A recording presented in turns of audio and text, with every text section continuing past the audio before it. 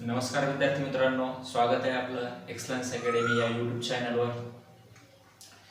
आज आपण घटनात्मक विकास हा जो काही घटक आहे 1773 ते 1853 आज पाहणार आहोत।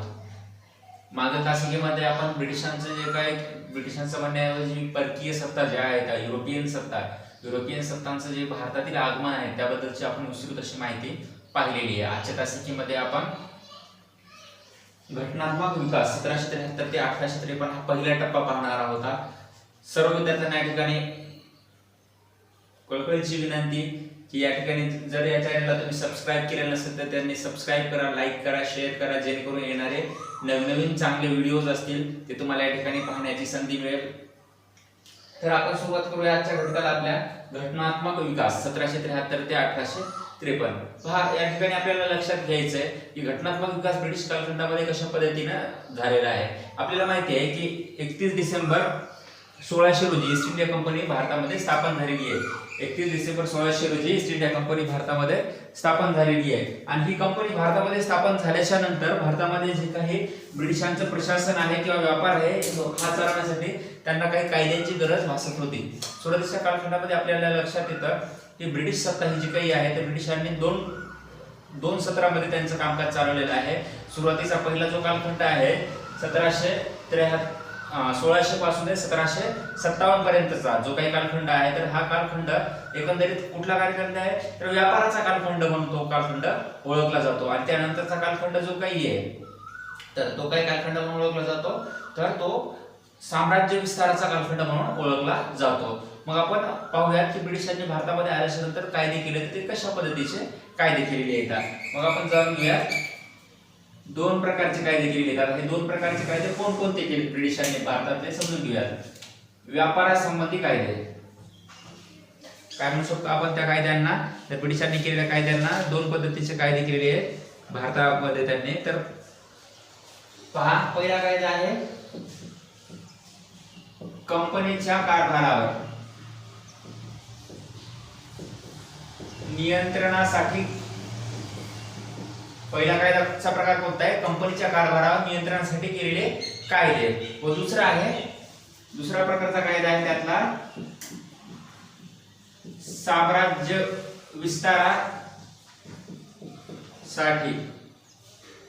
केलेले कायदे। साम्राज्य विस्तारासाठी केलेले कायदे अशा दोन पद्धतीचे कायदे या ठिकाणी ब्रिटिशांकडून भारतामध्ये करण्यात आलेले आहेत। मग या कायद्यामध्ये आपल्याला लक्षात येतं की सुरुवातीचा जो काही कालखंड आहे, नंतरचा कालखंड तर तो कालखंड आपण पाहूया। त्यातला आपल्याला पहिला कालखंड पाहायचा आहे कंपनीच्या कारभारावर नियंत्रण ठेवण्यासाठीचे जे काही कायदे येतात या कायद्यांचा। आता पाहूयात आपण याच्यामध्ये कोणकोणत्या कायद्यांचा समावेश होतो।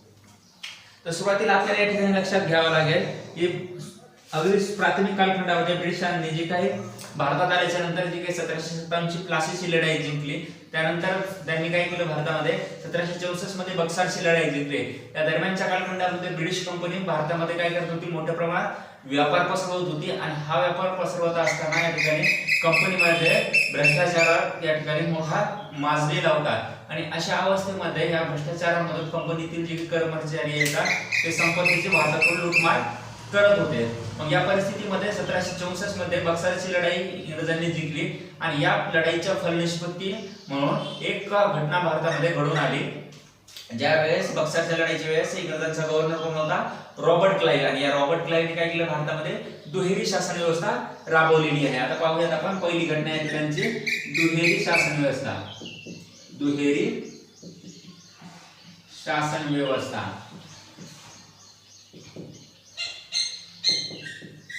1765 कुठे राबवलेली आहे तर बंगाल प्रांतामध्ये। कुणी राबवलेली आहे तर रॉबर्ट क्लाइव्ह ही राज्य व्यवस्था राबवलेली आहे। आता पाहूया प्रत्यक्षात ही दुहेरी राज्य व्यवस्था म्हणजे नेमकं काय होतं किंवा कशा पद्धतीची राज्य व्यवस्था या ठिकाणी स्थापन झालेली आहे। आता पहा, या ठिकाणी प्लासीची लढाई जिंकल्याच्या नंतर 1764 नंतर 1765 मध्ये एक तह झाला जो की अलाहाबादचा तह म्हणून ओळखला जातो। आणि या तहामध्ये बंगालचा जो काही नवाब असेल, बंगालचा जो काही या ठिकाणी मुघल बादशाह असेल, तर मुघल बादशाह म्हणून या ठिकाणी काय करण्यात आलेले आहे तर बंगाल, बिहार आणि ओडिशा या प्रांताचे दिवाणी अधिकार बंगाल, बिहार आणि ओरिसा या प्रांताचे दिवाणी अधिकार जे काही आहेत ते कोणाला मिळालेले आहेत? या ब्रिटिश कंपनीला मिळालेले आहेत. कुठले अधिकार? बंगाल, बिहार आणि ओरिसा या ठिकाणी कोणत्या कुठले अधिकार मिळालेले आहेत? दिवाणी अधिकार या ठिकाणी कंपनीला मिळालेले आहेत. आणि त्याचबरोबर आपल्याला लक्षात येते की फौजदारी स्वरूपाचे जे काही अधिकार आहेत त्यालाच आपण काय म्हणतो? निजामती अधिकार. आता हे निजामती अधिकार कुठून मिळालेले आहेत? तर निजामती अधिकार बिहार प्रांताकडून निजामती जे काही अधिकार आहेत तर हे अधिकार या ठिकाणी आपल्याला लक्षात येतं की ब्रिटिशांना मिळाले. मग या अधिकारांचा वापर करत असताना या ठिकाणी लक्षात घ्या बंगाल हा प्रांत आहे. आता ह्या निजामती अधिकारामध्ये आपल्याला लक्षात येतं की निजामती अधिकार म्हणजे कोणते? तर फौजदारी स्वरूपाचे जे काही अधिकार आहेत ते बंगाल प्रांताकडून मिळाले. तर बंगाल, बिहार आणि ओरिसा प्रांताकडून दिवाणी स्वरूपाचे म्हणजे महसूल गोळा करण्याशी संबंधित जे काही अधिकार आहेत ते कोणाला मिळाले? ब्रिटिशांना हे अधिकार मिळाले. परंतु या ठिकाणी फौजदारी परंतु हे दोन्ही प्रकारचे अधिकार जे आहेत हे वापरण्याची इच्छा ब्रिटिशांची नव्हती प्रत्यक्षामध्ये, कारण की जबाबदारी पेलणं हे ब्रिटिशांच्या त्यावेळेस काय म्हणू शकतो आपण सोयीस्कर नव्हतं, कारण की मनुष्यबळाची कमतरता असल्यामुळे. मग याचा पर्याय म्हणून ब्रिटिशांनी कोणत्या धोरणाचा अवलंब केला? तर या ठिकाणी ब्रिटिशांनी भारतातील जे काही नवाब आहेत, नवाब व नवाबाच्या दरबारातील जे काही प्रतिनिधी आहेत यांच्या मार्फत काय करण्याचा प्रयत्न केला? तर दिवाणी व फौजदारी अधिकार त्यांना दिले व त्या मार्फत काय केलं? भारतातील प्रशासन चालवण्याचा प्रयत्न केला. परंतु हे प्रशासन चालवत असताना ह्या जबाबदाऱ्या तर दिल्या यांच्यावर, परंतु यांच्यावर जे काही नियंत्रण आहे, यांच्यावर जे काही सत्ता नियंत्रण आहे ते सत्तेचं नियंत्रण कोण करत असेल? हा रॉबर्ट क्लाइव्ह किंवा इंग्रजांचा जो काही शासक असेल तो शासक करत असेल. परंतु वास्तवामध्ये ही जबाबदारी कोणावर दिलेली आहे? तर नवाबाकडे किंवा नवाबाच्या प्रतिनिधीकडे दिलेली असत. तर त्यामध्ये आपल्याला लक्षात येतं. मग याला काय म्हणू शकतो आपण? तर दुहेरी शासन व्यवस्था. आता ही दुहेरी शासन व्यवस्था कशा पद्धतीची आहे? प्रत्यक्ष या ठिकाणी जनतेच्या दृष्टीने कोण महत्वाचा आहे? तर कर गोळा करणारा किंवा त्या ठिकाणी फौजदारी किंवा निजामती त्या ठिकाणी कायदे करणारा जो काही नाही आहे तर तो कोण होता? नवाब होता. परंतु त्याच्यावर नियंत्रण करणारा कोण होता? ब्रिटिश होता. हे प्रत्यक्ष जनतेला दिसत नव्हतं. आणि त्या ठिकाणी ब्रिटिशांचे जी काही प्रतिमा आहे भारतीयांच्या दृष्टीने काय होती? एक स्वच्छ प्रतिमा. नवाबाची प्रतिमा काय होत चालली होती? दिवसेंदिवस डागाळत चाललेली होती किंवा नवाब हा काय होत होता? बदनाम होत होता. आणि ही जी काही दुहेरी राज्य व्यवस्था आहे ह्या दुहेरी राज्य व्यवस्थेमध्ये फौजदारी आणि दिवाणी अधिकार मिळाल्याच्या नंतर जे काही कर वसुलीची पद्धती येतात त्या कर वसुलीच्या पद्धती सुद्धा वेगवेगळ्या बदलण्यात आल्या. मग त्याच्या पुढील कालखंडामध्ये आपल्याला लक्षात येतं की 1772 मध्ये त्याच्यानंतर काय 1772 मध्ये कोण आलेले आहेत? या ठिकाणी वॉरन हेस्टिंग्ज आलेले आहे. Warren Hastings. आणि याने काय केलेली आहे? ही दुहेरी राज्य व्यवस्था बंद केलेली आहे. वॉरन हेस्टिंग्जने काय केलेली आहे? ही दुहेरी राज्य व्यवस्था बंद केलेली आहे. आता पहा ही दुहेरी राज्य व्यवस्था बंद करण्यासाठी काय केलेले आहे या वॉरन हेस्टिंग्जना? तर कंपनीद्वारे त्याला तशा पद्धतीची जबाबदारी सोपवण्यात आलेली आहे. दुहेरी राज्य व्यवस्था जी काही आहे ती बंद पाडण्यासाठी. आता त्याने कुठल्या पद्धतीचे कार्य केले? तर प्रेसिडेंटची एक काउन्सिल नेमण्यात आली. गव्हर्नर काउन्सिल एक वॉरन हेस्टिंग्जच्या अध्यक्षतेखाली नेमण्यात आली. आणि यानुसार काय सांगण्यात आलं? प्रेसिडेंट काउन्सिल किंवा गव्हर्नर काउन्सिलला की कर वसूल करण्याचा जो काही अधिकार आहे, महसूल गोळा करण्याचा अधिकार, हा महसूल गोळा करण्याचा अधिकार कोणाला देण्यात आलेला आहे? त्या ठिकाणी एक अधिकारी नेमण्यात आला त्यासाठी. तो म्हणजे काय? तर तो अधिकारी होता कलेक्टर. तो अधिकारी कोण होता?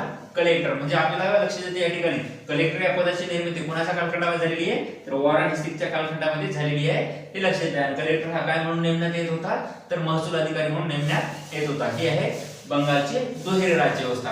आता यानंतर आपल्याला अभ्यासाच्या पुढच्या घटकामध्ये की 1773 चा जो की रेग्युलेटिंग ऍक्ट हा कायदा पाहूयात आपण. रेग्युलेटिंग ऍक्ट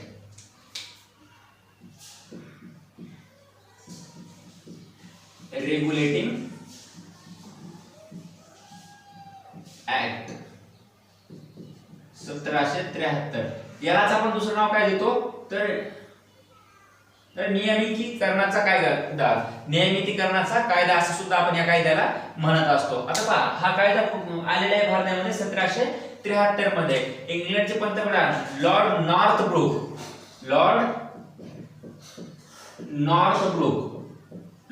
नॉर्थब्रुक यांच्या अध्यक्षतेखाली काय करण्यात आली? एक समिती स्थापन करण्यात आली. एक गुप्त संसदीय समिती स्थापन करण्यात आलेली आहे. लॉर्ड नॉर्थब्रुक गुप्त संसदीय समिती स्थापन केली आणि या समितीने काय सांगितलेलं आहे की भारताचा जो काही भ्रष्टाचार आहे कंपनीतील वरिष्ठ आणि कनिष्ठ दर्जाच्या अधिकाऱ्यांमार्फत जो काही भ्रष्टाचार वाढत चाललेला आहे हा भ्रष्टाचार थांबवण्यासाठी काय करण्यात आली नॉटबुक यांच्या अध्यक्षतेखाली समिती स्थापन केली व या समितीने काय सांगण्यात आलेले आहे की भारतासाठी एक ठोसर त्याचबरोबर मजबूत असा कायदा करणे गरजेचं आहे जेणेकरून ब्रिटिशांची जी काही प्रतिमा आहे ती डागाळली जाणार नाही। मग यासाठी काय करण्यात आलं पहा आपण लक्षात घेऊया। कंपनीने काही सुधारणा करण्याचं सांगितलं या रेग्युलेटिंग ऍक्ट मध्ये। मग यामध्ये कोणकोणत्या प्राथमिक सुधारणा करण्याचं सांगितलं ते आपण लक्षात घेऊया रेग्युलेटिंग ऍक्ट या कायद्याच्या अंतर्गत। आता आपल्याला या ठिकाणी लक्षात घ्यायचं की जे काही कंपनीचं भांडवल आहे तर कंपनीचं भांडवल या ठिकाणी वाढत चाललेलं आहे दिवसेंदिवस व त्या ठिकाणी भ्रष्टाचार सुद्धा दिवसेंदिवस वाढत चाललेला आहे। तर मग यामध्ये केलेले बदल आपण पाहूया। सुरुवात आधीचा पहिला बदल आहे बंगालचा गव्हर्नर हा काय झालेला आहे बंगालचा गव्हर्नर जनरल झालेला आहे। बंगालचा गव्हर्नर काय आहे तो बंगालच्या गव्हर्नर जनरल मध्ये रूपांतरित झालेला आहे। आणि हा जो काही बंगालचा गव्हर्नर जो होता शेवटचा कोण होता या ठिकाणी शेवटचा आहे वॉरन हेस्टिंग्स हा काय बंगालचा शेवटचा गव्हर्नर आहे आणि तोच काय झालेला आहे पुढे बंगालचा पहिला गव्हर्नर जनरल कोण झालेला आहे या ठिकाणी हेस्टिंग्स हाच झालेला आहे। हे सुद्धा बाब आपल्याला या ठिकाणी लक्षात घ्यावे लागेल। आता पहा दुसरा या ठिकाणी घटक काय आहे हा बंगालचा गव्हर्नर झाला तर मग याचं कार्यक्षेत्र सुद्धा काय केलं वाढवण्यात आलं व्यापक स्वरूपामध्ये वाढवण्यात आलं। आता याच्या कार्यक्षेत्रामध्ये लक्षात घेऊया हा आधी कुठला गव्हर्नर होता तर हा फक्त आधी बंगाल प्रांताचा गव्हर्नर होता परंतु जेव्हा याच्याकडे ही सत्ता आलेली आहे या सत्तेमध्ये तो कोणत्या प्रांतांवर अधिपत्य गाजवत होता तर बंगाल बॉम्बे आणि मद्रास या तीन प्रांतावर या ठिकाणी काय करत होता तो आधिपत्य गाजवत होता बंगाल।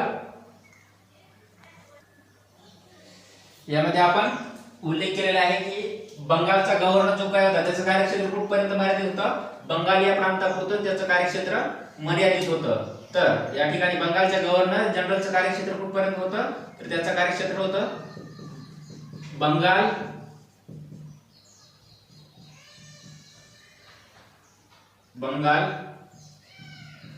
बॉम्बे आणि मद्रास या तिन्ही कार्यक्षेत्रावर काय करत होता तो नियंत्रण या ठिकाणी ठेवत होता म्हणजे कार्यक्षेत्र व्यापक स्वरूपात झालं। त्यानंतर जी दुसरी तरतूद आहे पहा या ठिकाणी दुसरा बदल तर कोलकाता या ठिकाणी काय करण्यात आली आहे सर्वोच्च न्यायालयाची स्थापना करण्यात आली आहे। कुठे तर सर्वोच्च न्यायालयाची स्थापना कोलकाता या ठिकाणी करण्यात आली आहे। आणि या न्यायालयामध्ये आपल्याला माहिती आहे तर किती न्यायाधीश होते 4 न्यायाधीश होते एक मुख्य व इतर 3 न्यायाधीश असं त्या ठिकाणचा क्रम आपल्याला लक्षात येतो। आणि या सर्वोच्च न्यायालयाचे पहिले सरन्यायाधीश कोण होते या पहिले सरन्यायाधीश आहेत या ठिकाणी सर एलिझा इम्पेह या ठिकाणचे पहिले सरन्यायाधीश कोण आहेत सर एलिझा इम्पेह यांची पहिले सरन्यायाधीश म्हणून या ठिकाणी नियुक्ती करण्यात आलेली आहे। आणि या ठिकाणी आपल्याला दुसरी महत्त्वाची बाब लक्षात घ्यावी लागेल की या सर्वोच्च न्यायालयामध्ये जर व्यक्तीचा समाधान होत नसेल व्यक्तीचा निर्णयाचं तर त्याला अपील करण्याचा अधिकार कुठे होता तर इंग्लंडच्या प्रिव्ही काउन्सिल मध्ये त्या ठिकाणी अपील करता येऊ शकत होती। ही सुद्धा बाब या ठिकाणी आपल्याला लक्षात ठेवावी लागेल। त्यानंतर आपल्याला दुसऱ्या महत्त्वाच्या घटकामध्ये असं लक्षात घ्यावं लागेल की गव्हर्नर जनरलची जी काही कार्यकारिणी आहे तर काउन्सिल आहे काय म्हणू शकतो आपण त्याला 4 सदस्यीय काउन्सिल त्या ठिकाणी काय केलेलं तरी गव्हर्नर जनरलचे काउन्सिल स्थापन करण्यात आली। आता ही किती सदस्यांची काउन्सिल होती यामध्ये 4 सदस्यीय काउन्सिल होती आणि या 4 सदस्यीय काउन्सिल मध्ये 3 सदस्य काय असायचं वारंवार या ठिकाणी 3 सदस्य गव्हर्नर जनरलच्या मतास विरोध करणारे त्या ठिकाणी आपल्याला लक्षात येतात। आणि मग या ठिकाणी आपल्याला दुसरी बाब लक्षात घ्यावी लागेल की हे जे काही गव्हर्नरच्या काउन्सिलमध्ये सदस्य आहेत तर हे काय कंपनीच्या कारभारातले जे काही अधिकारी आहेत ते अधिकारी नसून ते कोण नेमलेले असतात तर ब्रिटन पार्लमेंटमध्ये किंवा ब्रिटिश काय म्हणू शकतो आपण संसद यामधील ते सदस्य निवडले जात असतात. ते 3 सदस्य व गव्हर्नर हा एक चौथा सदस्य असे ते एकूण 4 सदस्य असतात. त्याचबरोबर आपल्याला माहिती आहे की गव्हर्नर जनरलची जी काही काउन्सिल आहे तर गव्हर्नर जनरलचे जे काही या ठिकाणी संचालक मंडळ आहे कंपनीचा संचालक मंडळ चौथा घटक आहे या ठिकाणी संचालक मंडळ. संचालक मंडळाचा कार्यकाल किती करण्यात आला तर 4 वर्ष करण्यात आला. त्याच्यासाठी काय करण्यात आली 2 वर्ष वास्तव्याची अट टाकण्यात आली. 2 वर्ष म्हणजे संबंधित जो काही संचालक मंडळातला कार्यकारी मंडळातला जो काही संचालक मंडळातील व्यक्ती असेल सदस्य असेल तर त्यासाठी काय करण्यात आली 2 वर्ष वास्तव्याची अट सुद्धा या ठिकाणी घालण्यात आलेली आहे. ही सुद्धा बाब या ठिकाणी आपल्याला लक्षात घ्यावी लागेल. त्याच्यानंतर महत्त्वाच्या घटकामध्ये आपण लक्षात घेऊ शकतो की 1773 चा जो काही कायदा आहे तर ह्या कायद्याने भारतामध्ये काय करण्यात आलेले सर्वप्रथम जे काही भारतातील संविधानिक कायद्याचे स्वरूप जे काही आहे म्हणजे संविधानिक स्वरूपाची जी काही तरतूद आहे भारतातली पहिली तरतूद कुठे केलेली आहे तर 1773 च्या रेग्युलेटिंग ऍक्ट या कायद्याने केलेली आहे. आता पहा या कायद्याचा मुख्य उद्देश काय होता तर भारतामध्ये जे काही काय म्हणू शकतो आपण त्याला की भारतामध्ये कर्मचाऱ्यांचा जो काही भ्रष्टाचार वाढलेला होता हा भ्रष्टाचार थांबवणे हा त्याचा मूळ उद्देश होता. परंतु यामध्ये ब्रिटिशांना या ठिकाणी यश आलेलं आपल्याला दिसून येत नाही. कारण की काय आपल्याला माहितीये की काउन्सिलचे 3 सदस्य काय करत असतात गव्हर्नर जनरल त्या ठिकाणी विरोध करत असत. त्याचबरोबर या ठिकाणी कंपनीवर पूर्णतः नियंत्रण कंपनीच्या अधिकाऱ्यांवर पूर्णतः नियंत्रण कंपनीचं त्या ठिकाणी आपल्याला दिसून येत नाही. आणि त्यामध्ये काय तर वाढती स्पर्धा सुद्धा त्या ठिकाणी आपल्याला एक कारण दिसून येतं की 1773 च्या रेग्युलेटिंग ऍक्ट या कायद्याच्या अपयशामध्ये. त्यानंतर आपल्याला पुढचा कायदा अभ्यासायचा 1784 चा Pitt's India act. Pitt's India act 1784.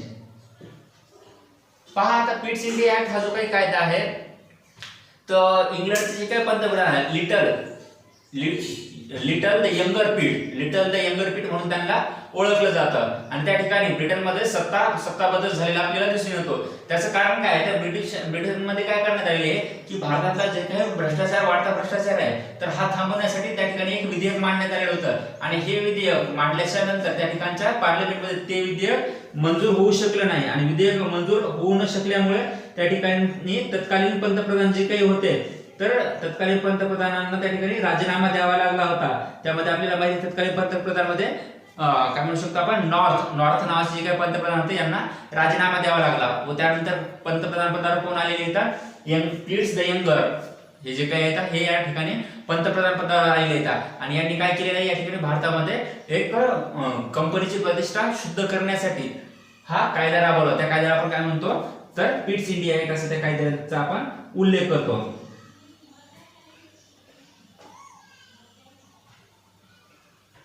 आता पहा यामध्ये काय करण्यात आलं तर कंपनीने काय केलं काही प्रमाणामध्ये काही नवीन कायदे आणण्याचा प्रयत्न केला. आता या नवीन कायद्यामध्ये काय सांगू शकतो कंपनीनं कोर्ट ऑफ डायरेक्टर या ठिकाणी स्थापन केलं. कोर्ट ऑफ डायरेक्टरला काय करण्यात आलं की त्यांचे अधिकार जे काही येतात कोर्ट ऑफ डायरेक्टरला जे काही येतात तर त्यांचे जे काही अधिकार आहेत कामाच्या व्यवस्थापनासंबंधीचे अधिकार पूर्णतः देण्यात आले. कोर्ट ऑफ डायरेक्टरला कामाच्या व्यवस्थापनाचे म्हणजे कामाचं जे काही नियोजन आहे ते बघण्याचा अधिकार कोणाला दिलेला आहे या ठिकाणी कोर्ट ऑफ डायरेक्टरला तो पूर्णतः अधिकार दिलेला आहे. आणि या ठिकाणी आपल्याला दुसरी महत्त्वाची बाब लक्षात घ्यायची की कंपनीच्या कारभारावर नियंत्रण ठेवण्यासाठी काय करण्यात आलं एक नियंत्रक मंडळ स्थापन करण्यात आलं. एक नियंत्रक मंडळ. आता पहा नियंत्रक मंडळ म्हणजेच काय तर बोर्ड ऑफ कंट्रोल स्थापन करण्यात आला. हे बोर्ड ऑफ कंट्रोल कशासाठी स्थापन करण्यात आलं तर कंपनीच्या राजकीय कामावर नियंत्रण ठेवण्यासाठी कोणतं मंडळ स्थापन करण्यात आलं नियंत्रक मंडळ म्हणजेच काय ते बोर्ड ऑफ कंट्रोल नावाचं एक मंडळ स्थापन करण्यात आलं. आणि ह्या बोर्ड ऑफ कंट्रोलचं जे काही घटक आहे तर यामध्ये काय करण्यात आलेले आहे, जी काही दुहेरी राज्य व्यवस्था आहे तर त्या राज्य व्यवस्थेशी संबंधित ती बोर्ड ऑफ कंट्रोल नावाची एक व्यवस्था स्थापन करण्यात आलेली आहे. आता या बोर्ड ऑफ कंट्रोल मध्ये जे काही सदस्य येतात तर हे किती सदस्य असतात, तर यामध्ये 6 सदस्य असतात. या बोर्ड ऑफ कंट्रोल मध्ये किती सदस्य होते, 6 सदस्य होते. आणि या 6 सदस्यांमध्ये आपल्याला माहिती आहे बोर्ड ऑफ कंट्रोलच्या सदस्यांची रचना जी काही तर ती कशा पद्धतीने करण्यात आलेली आहे, तर त्यामध्ये एक अर्थमंत्री, त्याचबरोबर एक विदेश सचिव. यामध्ये काय करण्यात आले, एक अर्थमंत्री,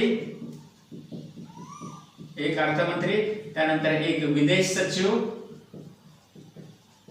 आणि इतर 4 सदस्य हे जे काय येतात तर प्रिव्ही काउन्सिल मधून जे काही येतात ते 4 सदस्य निवडले जात असतात. इतर 4 सदस्यांमध्ये जे काही सदस्य आहेत ते कुठून निवडले जात असतात, तर प्रिव्ही काउन्सिलचे जे काही सदस्य आहेत त्यामधून ते सदस्य निवडले जात असतात.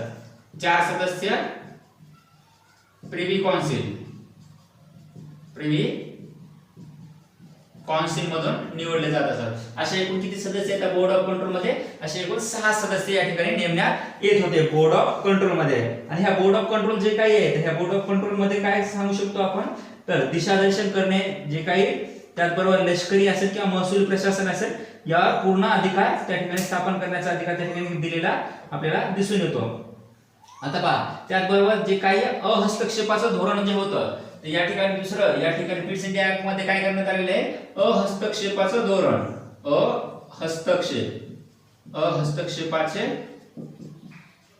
धोरण राबवण्यात आलेलं आहे. परंतु हे धोरण काय करण्यात आलेलं आहे, असं हस्तक्षेपाचं धोरण पुढील कालखंडामध्ये काय आपल्याला जास्त काळ टिकलेलं आपल्याला दिसून येत नाही. कारण की आपल्याला माहितीये पुढे 1793 मध्ये जो काही कॉर्नवालिस सत्तेवर आलेला आहे, या कॉर्नवालिसच्या कालखंडामध्ये कॉर्नवालिस व टिपू सुलतान हैदराबादचा जो काही आहे यांच्यामध्ये काय घडलेले आहे, तर युद्ध घडलेलं आहे. म्हणून ते हस्तक्षेपाचं धोरण जे काही जास्त काळ यशस्वी ठरू शकलेलं नाही, ही सुद्धा बाब आपल्याला या ठिकाणी लक्षात घ्यावी लागेल. त्यानंतर आहे पहा, गव्हर्नर जनरलची जी काही परिषद होती, जी काही पूर्वीचे 73च्या कायद्यानुसार स्थापन केलेली 4 सदस्यीय गव्हर्नर जनरलची परिषद, तर त्या परिषदेची जी काही सदस्य संख्या आहे, परिषदेची सदस्य संख्या ही काय करण्यात आलेली आहे, सदस्य संख्या 4 वरून किती केलेली आहे, 3 करण्यात आलेली आहे. म्हणजे ती सदस्य संख्या कमी करण्यात आलेली आहे, हे सुद्धा आपल्याला या ठिकाणी लक्षात घ्यावं लागेल. आणि त्याचबरोबर या परिषदेला जे काही अधिकार आहेत तर ती अधिकार कोणते देण्यात आलेली आहे, तर युद्ध असेल, कर असेल, युद्ध कर असेल, त्याचबरोबर सैनिकी असेल, युद्ध असेल, कर असेल, सैनिकी असेल, तर त्याचबरोबर आपण काय म्हणू शकतो, तर देशी स्वरूपाचे संस्थानिकांसंबंधीचे सुद्धा अधिकार काय करण्यात आले या काउन्सिलला देण्यात आलेले आहेत. हे आहेत महत्त्वपूर्ण बाबी. त्यानंतर महत्त्वाची बाब काय आहे, तर कंपनीच्या प्रदेशात सर्वप्रथम कंपनीच्या प्रदेशात पहिल्यांदाच काय म्हणण्यात आले, भारताचा प्रदेश, ब्रिटिश भारतीय प्रदेश. कंपनीच्या प्रदेशाला काय म्हणण्यात आलं, सर्वप्रथम पहिल्यांदा ब्रिटिश भारतीय प्रदेश. असा प्रश्न विचारला जाऊ शकतो पहा, की खालीलपैकी कोणत्या कायद्याने सर्वप्रथम कंपनीच्या प्रदेशास ब्रिटिश भारतीय प्रदेश म्हणून संबोधलं गेलं, तर तो कायदा कोणता आहे, पीट्स इंडिया ऍक्ट असणारा कायदा आहे. त्यानंतर पहा महत्त्वाची बाब काय, जे काही प्रांतीय शासन आहे म्हणजे राज्यातील शासन, प्रांतीय शासनाच केंद्र शासनाचे जे नियम आहेत ते काय करण्यात आलेले, अनिवार्य करण्यात आलेले. इथं आपण उल्लेख करूया, प्रांतीय शासनास केंद्र शासनाचे नियम अनिवार्य करण्यात आले. काय लक्षात घेतलं आपण या ठिकाणी, प्रांतीय शासनास केंद्र शासनाचे जे काही नियम आहेत ते काय केलेले आहेत, अनिवार्य करण्यात आलेले आहेत. हे सुद्धा या ठिकाणची तरतूद महत्त्वाची आहे. आणि त्यानंतर आपल्याला एक गोष्ट या ठिकाणी आपण सांगायची राहिलेली आहे, की जो काही हा पीट्स इंडिया ऍक्ट कायदा आहे, या पीट्स इंडिया ऍक्ट कायद्यामध्ये काय लक्षात घेऊ शकतो आपण, तर 2 व्यक्तींच्या अध्यक्षतेखाली काय करण्यात आला, हा आयोग स्थापन करण्यात आला होता. ते 2 व्यक्ती कोण होते, इंडास व फाक्स, इंडास व फाक्स,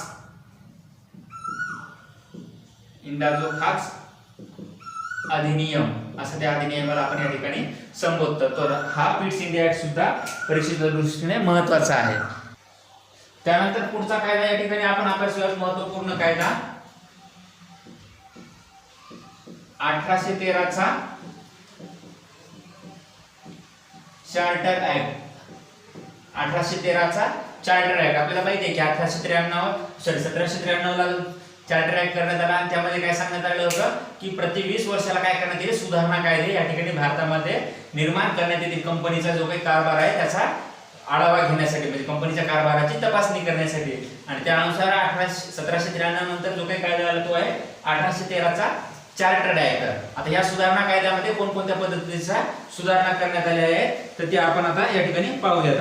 आता 1813 चा जो काय चार्टर्ड ऍक्ट आहे तर यामध्ये आपल्याला काय लक्षात येतं, सर्वप्रथम की 1813 च्या आधी जो काही 1799 पासून ते 1805 पर्यंतचा जो काही कालखंड आहे या कालखंडामध्ये काय करण्यात आले, लॉर्ड वेल्लेस्ली हा आक्रमक साम्राज्यवादी विस्तारवादी धोरणाचा पुरस्कर्ता असणारा गव्हर्नर जनरल सत्तेवर होता.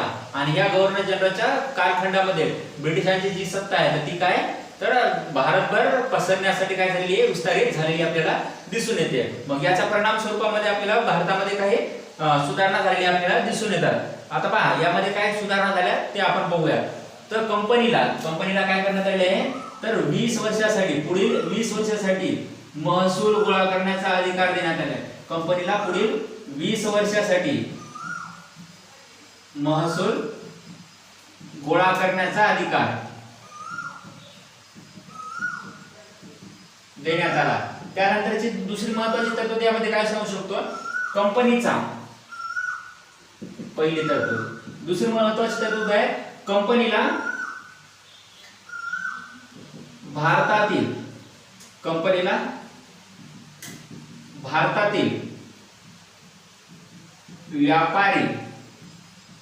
व्यापारी एकाधिकार काय करण्यात आलेला आहे, नष्ट करण्यात आला. परंतु या ठिकाणी काय करण्यात आलं, कंपनीचा भारतातील व्यापारी एकाधिकार नष्ट करण्यात आला. परंतु या ठिकाणी चहाचा जो काही व्यापार आहे तर त्या व्यापारावर मात्र ब्रिटिशांची जी काही ईस्ट इंडिया कंपनी आहे त्याची मक्तेदारी कायम ठेवण्यात आली. आता पहा भारतातील व्यापारी एकाधिकार नष्ट करण्यात आला याचा अर्थ काय होतो तर या ठिकाणी फक्त ईस्ट इंडिया कंपनीची जी काही व्यापारी मक्तेदारी होती भारतातील ती संपुष्टात आणून काय करण्यात आलं, ब्रिटन मधील कुठल्याही व्यक्तीला किंवा कुठल्याही व्यापारी कंपनीला भारतात येऊन मुक्तपणे व्यापार करण्याचे धोरण या ठिकाणी अवलंबलेलं आपल्याला दिसून येतं. परीक्षेत प्रश्न पडलेला आहे पहा की भारतातील व्यापारी एकाधिकार खालीलपैकी कोणत्या कायद्याने ब्रिटिशांचा भारतातील व्यापारी एकाधिकार, ईस्ट इंडिया कंपनीचा भारतातील व्यापारी एकाधिकार कोणत्या कायद्याने नष्ट करण्यात आला. तो कायदा कोणता आहे 1813. यावर आयोगाने प्रश्न विचारले आहेत, हा घटक सुद्धा लक्षात असू द्या. आणि कोणत्या पिकासंबंधीचा व्यापारी एकाधिकार सुरू ठेवलेला होता तर चहा या पिकाचा एकाधिकार नष्ट केलेला नव्हता. त्याचबरोबर या ठिकाणी चीन बरोबरचा जे काही व्यापारी एकाधिकार आहे, व्यापारी मक्तेदारी सुरू ठेवली. चीन बरोबरची जी काही व्यापारी मक्तेदारी ती काय आहे सुरू ठेवली. हे सुद्धा आपल्याला या ठिकाणी लक्षात घ्यावं लागेल. आता पहा ह्या प्रमुख दोन बाबी, पहिली आहे महसुलासंबंधीचा अधिकार आणि दुसरा आहे व्यापारी एकाधिकाराशी संबंधित असणारी बाब. आता यानंतर आपल्याला माहिती आहे की जो काही ब्रिटिशांनी भारतामध्ये जे काही लेखे आणलेले होते म्हणजे भारतातला जो काही पैसा होता तर या पैशासंबंधी त्यांनी काही कायदे करण्याची गरज सुद्धा पुढील काळामध्ये त्यांना भासायला लागली. आता पहा याच्यामध्ये काय केलेलं आहे, राजकीय आणि जे काही दुसरा काय सांगू शकतो आपण, राजकीय आणि व्यापारी जे काही लेखे येतात, राजकीय आणि व्यापारी कामकाजाचे लेखे स्वतंत्र केलेले येतात. काय करू शकतो आपण इथं उल्लेख, राजकीय व व्यापारी कामकाजाचे लेखे, लेखे काय केले स्वतंत्र केले. काय केलेले येतात, राजकीय व्यापारी कामकाजाचे लेखे स्वतंत्र करण्यात आलेले आहेत. त्यानंतरची चौथी तरतूद आहे पहा, भारतातील शिक्षणासाठी, भारतातील भारतीयांच्या शिक्षणासाठी वार्षिक 1 लाख रुपये, वार्षिक 1 लाख रुपये काय आहे तर जी काही रक्कम आहे ती काय कर राखीव ठेवण्याची तरतूद सुद्धा या कायद्याने करण्यात आली. भारतीयांच्या शिक्षणासाठी वार्षिक 1 लाख रुपये जी काही रक्कम आहे ती रक्कम सुद्धा काय करण्यात आली, राखीव ठेवण्याची तरतूद याच कायद्याने करण्यात आलेली आहे. त्याचबरोबर पहा ब्रिटिशांना भारतामध्ये ख्रिश्चन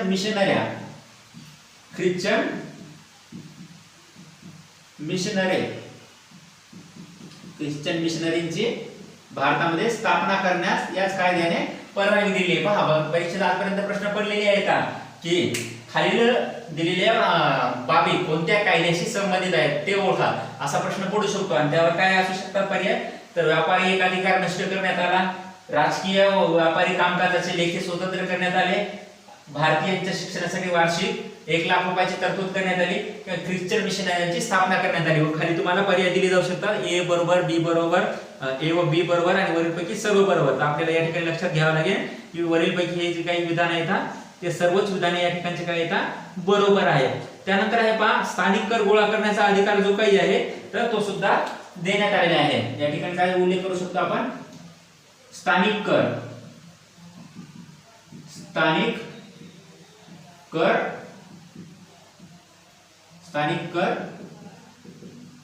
गोळा करण्याचा अधिकार देण्यात आला. त्यानंतरची महत्त्वाची तरतूद आहे पहा या कायद्यातील ब्रिटिशांचे 20,000 सैन्य, ब्रिटिशांचे 20,000 जे काही सैन्य आहे तर ब्रिटिशांचे 20,000 सैन्य कंपनीच्या खर्चावर ठेवण्याची तरतूद करण्यात आली. ब्रिटिशांचे 20,000 सैन्य भारतामध्ये कंपनीच्या खर्चावर ठेवण्याची तरतूद करण्यात आली. ही सुद्धा बाब या ठिकाणी आपल्याला लक्षात घ्यावी लागेल.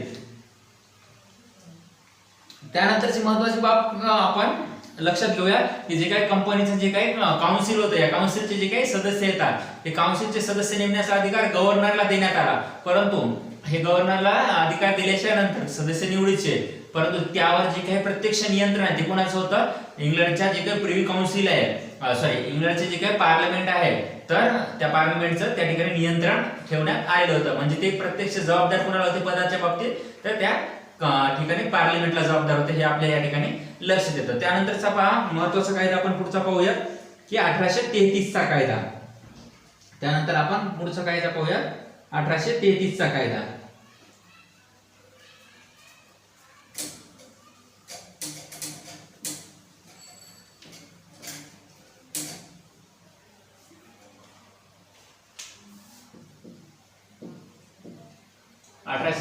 चा चार्टर ऍक्ट. आता पहा 1833 चा जो काही चार्टर ऍक्ट आहे तर यामध्ये काय करण्यात आलेले आहे तर दूरगामी परिणाम करणारा हा चार्टर ऍक्ट आहे असं आपल्याला या ठिकाणी लक्षात येतं.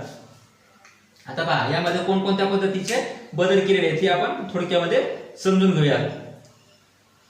आता पहा महत्वाचं काय आहे तर यामध्ये पहिली तरतूद आपण समजून घेऊया की जे काही भारतातील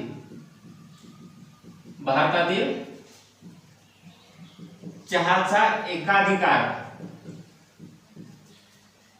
नष्ट तसेच चीन बरोबरचा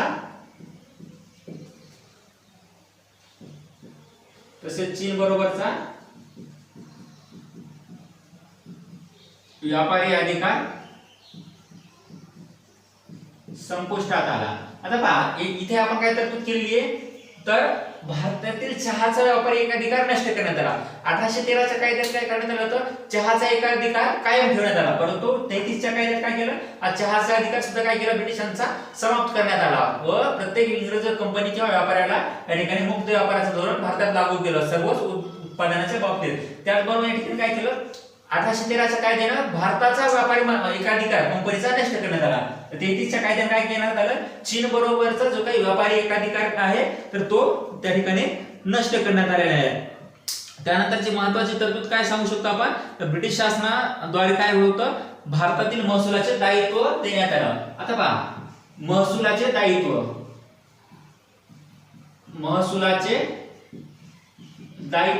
हे कोणाला प्राप्त झाले या ठिकाणी तर या कायद्यानं ब्रिटिश शासनास हे दायित्व प्राप्त झालं. म्हणजे पूर्वीचं जे काही महसूल गोळा करण्याचा अधिकार होता तर त्यावर नियंत्रण कोणाचं होतं कलेक्टर वर नियंत्रण कोणाचं होतं गव्हर्नर जनरलचं. परंतु या कायद्यात काय करण्यात आलं तर यावर नियंत्रण कोणाचं आलं तर ब्रिटिश शासनाचं नियंत्रण आलेलं आहे. त्यानंतरची महत्त्वाची तरतूद आहे पहा 1833 च्या कायद्यानुसार हा बंगालचा गव्हर्नर जनरल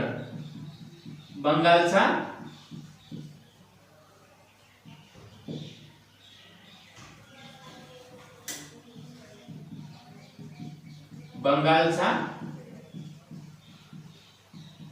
गव्हर्नर जनरल काय झाला तो भारताचा गव्हर्नर जनरल झाला. आता पहा काय बदल झाला या कायद्याने. बंगालचा गव्हर्नर जनरल काय झाला भारताचा गव्हर्नर जनरल झालेले आहे. म्हणजे काय केलेलं आहे ह्या बंगालच्या गव्हर्नर जनरलचं जे काही मर्यादित अधिकार क्षेत्र आहे तर ह्याचा अधिकार क्षेत्र काय केलेलं आहे विस्तारलेलं आहे. म्हणजे त्याचे अधिकार क्षेत्र व्यापक बनलेलं आहे. म्हणजे तो पूर्वीचा बंगाल पुरता मर्यादित असणार आता काय करण्यात आलं भारताच्या कार्यक्षेत्रामध्ये त्याला पूर्णतः दर्जा देण्यात आलेला आहे. मग यामध्ये आपण समजून घेऊया बंगालचा शेवटचा गव्हर्नर जनरल कोण होता या ठिकाणी. तर या ठिकाणी आपल्याला माहिती आहे विल्यम बेंटिंग हा काय बंगालचा शेवटचा गव्हर्नर जनरल होता. यालाच काय करण्यात आलेलं आहे पुढे भारताचा पहिला गव्हर्नर जनरल म्हणून केलेला आहे. यालाच काय केलेलं आहे पहिला गव्हर्नर जनरल कोण आलेला आहे या ठिकाणी बेंटिंग आलेला आहे. आता हा बेंटिंग काय आहे तर आपल्याला माहिती आहे की सुधारणावादी धोरणाचा हा पुरस्कर्ता असल्याचं दिसून येतं. याच्याच कालखंडामध्ये काय म्हणू शकतो आपण तर बेंटिंगच्या कालखंडामध्ये काय 1829 मध्ये जो काही सतीबंदीचा कायदा आहे अनिष्ट प्रथांशी संबंधित असणारा कायदा तर तो कायदा सुद्धा काय करण्यात आलेला आहे याच्या कालखंडामध्ये नष्ट करण्यात आलेला आहे. त्याचबरोबर पहा याच्यामध्ये आपण काय सांगू शकतो तर बेंटिंग याच्या कालखंडामध्ये 33 च्या कालखंडामध्ये काय करण्यात आलं भारतामध्ये कायदा करण्यासाठी भारतामध्ये काय करण्यात आले एक कायदा आयोग भारतामध्ये एक कायदा आयोग नेमण्यात आलेला आहे. आता हा कायदा आयोग नेमण्यात आला तर या कायदा आयोगाचे जे काही अध्यक्ष होते ते कोण होते तर लॉर्ड मेकॉले. त्या ठिकाणचे याचे अध्यक्ष कोण आहेत तर लॉर्ड मेकॉले यांच्या अध्यक्षतेखाली कायदा आयोग स्थापन केला. आता या कायदा आयोगामध्ये 4 सदस्य असतात आणि या ठिकाणी काय असू शकतं म्हणजे अध्यक्ष आहेत आणि हे कायदा आयोगाचे जे काही सदस्य आहेत किंवा कायदा आयोगाचे अध्यक्ष आहेत हे काय करत असत तर काउन्सिलच्या बैठकीला उपस्थित राहत असत व काउन्सिलला जे कायदेविषयक जर काही सल्ला पाहिजे असेल काउन्सिलने कायदेविषयक काही सल्ला मागवलेला असेल तर त्या ठिकाणी निर्णय देण्याचा अधिकार कोणाला असेल या कायदा आयोगाच्या सदस्याला असेल. आणि पहा दुसरी महत्त्वाची बाब काय तर हे कायदा आयोगाचे सदस्य काय करत असेल तेव्हा मतदानाच्या जी काही प्रक्रिया आहे त्या मतदानाच्या प्रक्रियेमध्ये ते भाग सुद्धा घेत असत. आता पहा भारतामध्ये सदस्य कायदा अधिकारी म्हणून कोणाला नेमलं जातं तर महान्यायवादी काय करतो कायदा आयोगाची भूमिका बजावत असतो. म्हणजे भारताचा सर्वोच्च कायदा अधिकारी म्हणून त्याला आपण ओळखतो. तर हा काय कायदा अधिकारी कोण होता त्यावेळेस लॉर्ड मेकॉले हा होता आणि तो काय करत काउन्सिलला कायदेविषयक सल्ला देण्याचं काम करत असे आणि तो मतदान सुद्धा करत असे. परंतु आपल्या इकडचा जो काही महान्यायवादी आहे हा काय त्या ठिकाणी मतदान करत नसत. हे सुद्धा बाब आपल्याला या ठिकाणी प्रकर्षाने लक्षात घ्यावे लागेल. त्याचबरोबर पहा या ठिकाणी गव्हर्नर जनरलच्या परिषद महसुला संबंधीचे पूर्ण अधिकार देण्यात आलेले आणि पहा पूर्ण अधिकार दिलेत महसुला संबंधीचे पूर्ण महसूल अधिकार देण्यात आले आणि त्याचबरोबर दुसरी काय तरतूद करण्यात आली तर एकच बजेट ही सुद्धा तरतूद काय अतिशय महत्त्वाची आहे. ही सुद्धा या कायद्यानुसार करण्यात आली आहे. एकच बजेट म्हणजे काय तर प्रांत आणि केंद्र या दोन्हीसाठी काय करण्यात आले एकाच बजेटची संकल्पना या ठिकाणी समोर आली आपल्याला दिसून येते. आणि त्यानंतरच काय सांगू शकतो तर भारतातल्या जे काही रूढी आहेत प्रथा आहेत परंपरा आहेत ह्या सुद्धा नष्ट करण्यासाठी आपण काय मेकॉले आयोगाने काय केलेली आहे मदत केलेली आपल्याला या ठिकाणी दिसून येते. त्यानंतर आहे महत्त्वाच्या बाबीमध्ये तर भारतीय प्रशासनाचं जे केंद्रीकरण आहे भारतीय प्रशासनाचं केंद्रीकरण करण्यासाठी सुद्धा हा मेकॉले आयोग अतिशय महत्त्वपूर्ण आपल्याला या ठिकाणी लक्षात येतो.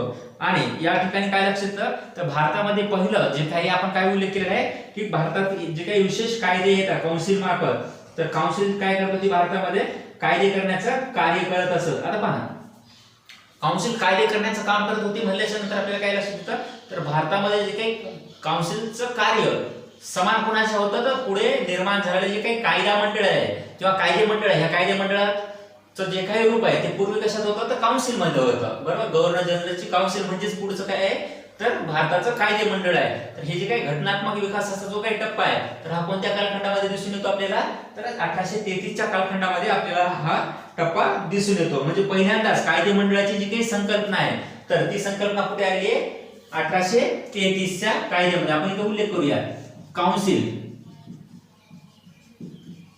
बरोबर काय होती या ठिकाणी कायदे मंडळ काउन्सिल बरोबर काय होती या ठिकाणी कायदे मंडळ असा या ठिकाणी उल्लेख करू शकतो. तर ही सुद्धा बाब या ठिकाणी आपल्याला लक्षात घ्यावी लागेल. 1833 चा कायदा भारतीय सुधारणांच्या संबंधीचा महत्त्वपूर्ण असणारा कायदा.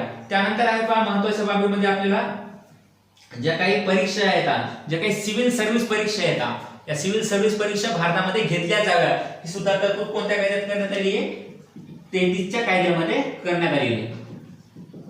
सिव्हिल सर्व्हिस ज्या काही परीक्षा आहेत त्या भारतात घेतल्या जाव्या, त्या भारतीयांना परीक्षा देता याव्यात अशी तरतूद या कायद्यात केली. परंतु या परीक्षा या कालखंडामध्ये 33 च्या कालखंडामध्ये भारतीयांना देण्यास परवानगी देण्यात आलेली नाही. हे पुढील कालखंडात आपल्या लक्षात येतं.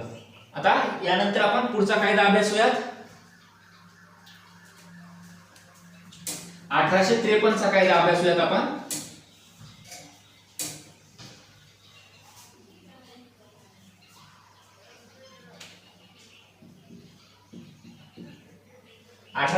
चा चार्टर ऍक्ट. आता पहा 1853 चा चार्टर ऍक्ट मध्ये कशा पद्धतीचा काय म्हणू शकतो सुधारणा करण्यात आल्या त्या बाबी आपण जाणून घेऊया. आता पहा यामध्ये जी काही पहिली तरतूद जी काय आहे, तर कंपनीचं जे काही आहे, कंपनीचं शासनाने काय सांगितलेले आहे, ईस्ट इंडिया कंपनी ही केव्हाही बरखास्त करता येईल, केव्हाही बरखास्त केली जाईल. ईस्ट इंडिया कंपनी केव्हाही काय केली जाईल, बरखास्त केली जाईल. ही पहिली तरतूद या ठिकाणी या कायद्यानुसार करण्यात आलेली आहे. म्हणजे काय, ईस्ट इंडिया कंपनीचे राजदूत केव्हाही संपुष्टात येऊन काय होईल, तर हा कारभार जो काही ईस्ट इंडिया कंपनीचा तो कोणाच्या हातात जाईल, ब्रिटिश पार्लमेंटच्या हातामध्ये जाईल अशी या ठिकाणी तरतूद 1853 च्या कायद्याने केलेली आपल्या लक्षात येते. त्यानंतर पहा 1853 च्या कायद्यामध्ये दुसरं काय करण्यात आलंय, जे काही कंपनीच्या कर्मचाऱ्यांसाठी नियुक्तीची पद्धत आहे. आता पहा कर्मचाऱ्यांच्या नियुक्तीची पद्धत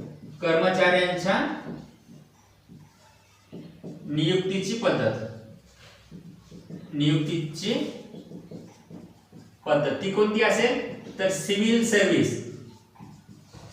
सर्व्हिस या मार्फत काय केले जाईल, कंपनीचे जे काही उच्च दर्जाचे कर्मचारी असतील, अधिकारी वर्ग असेल, तो या मार्फत निवडला जाईल अशी तरतूद या ठिकाणी करण्यात आली.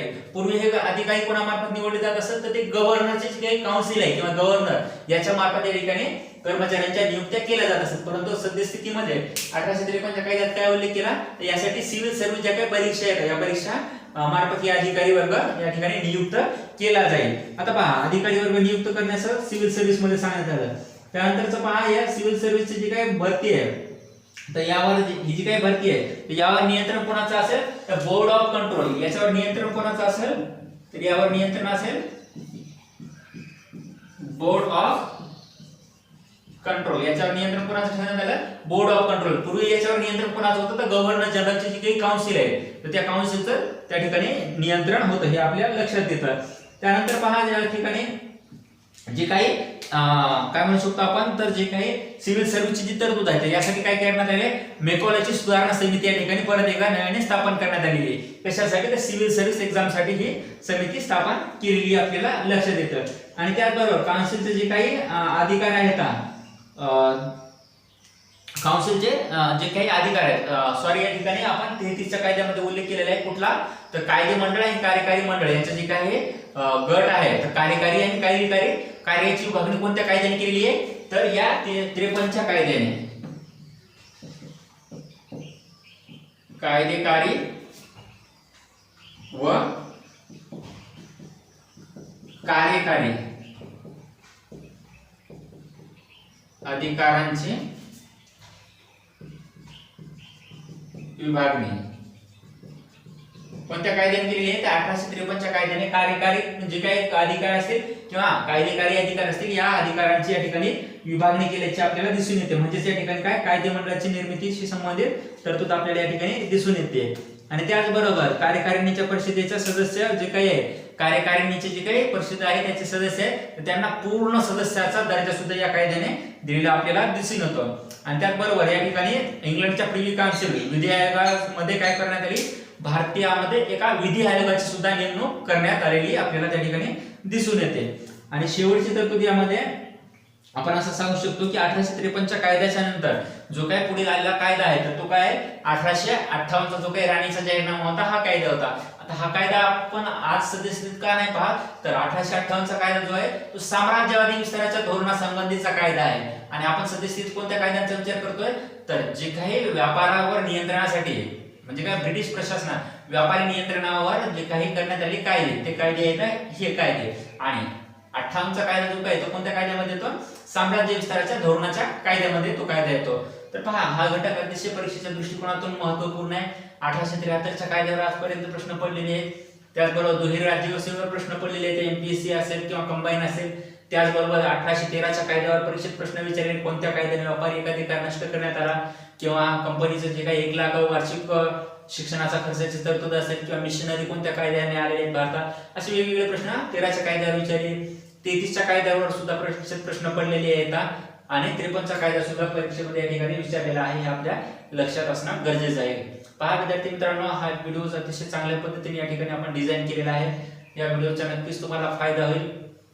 आगामी येणाऱ्या परीक्षेमध्ये जास्तीत जास्त मार्क्स मिळवण्यासाठी हा व्हिडिओ तुम्हाला उपयुक्त ठरेल.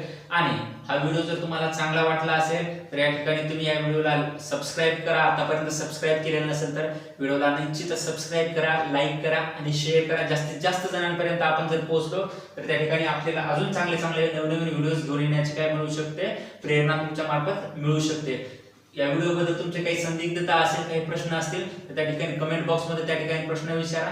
त्याचे उत्तर नक्कीच मी देण्याचा या ठिकाणी प्रयत्न करेल. धन्यवाद.